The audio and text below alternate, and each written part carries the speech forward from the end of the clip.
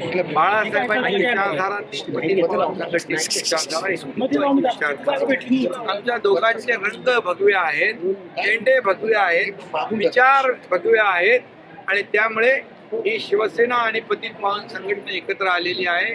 या राजकीय विषयावर नाही तर हिंदुत्वाच्या विचारधारेवर आम्ही एकत्र आहोत।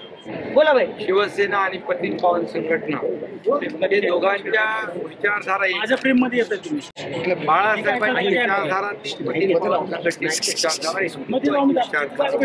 आमच्या दोघांचे रंग भगवे आहेत, झेंडे भगवे आहेत, विचार भगवे आहेत आणि त्यामुळे ही शिवसेना आणि पतित पावन संघटना एकत्र आलेली आहे।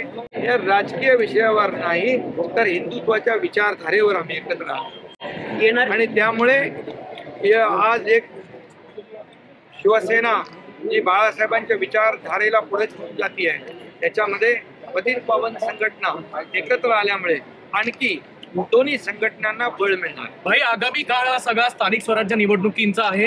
उद्यापासून सगळीकडे बैठकांचा सिलसिला आहे। महायुती म्हणून निवडणुकांना तुम्ही कसं सामोरं जाणार आणि त्याची भूमिका काय? लोकसभा महायुतीने आम्ही लढवली, विधानसभा महायुतीने लढवून लँडस्लाइड विक्ट्री आम्ही मिळवली।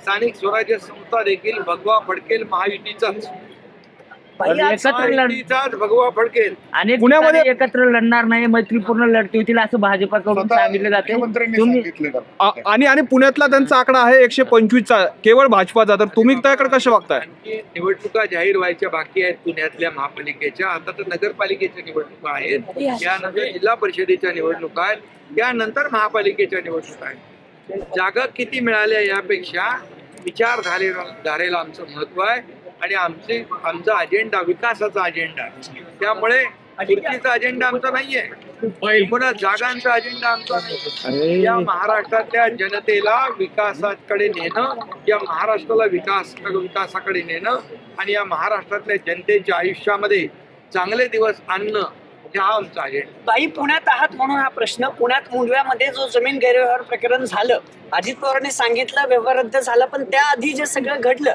अनेक अधिकारी निलंबित झाले, तुम्ही स्वतः लक्ष घालणार आहात का की या सगळ्या प्रकरणावरून अजित पवारांना टार्गेट केलं जात आहे का? यामध्ये मुख्यमंत्री महोदयांनी स्वतः लक्ष घातलेलं आहे।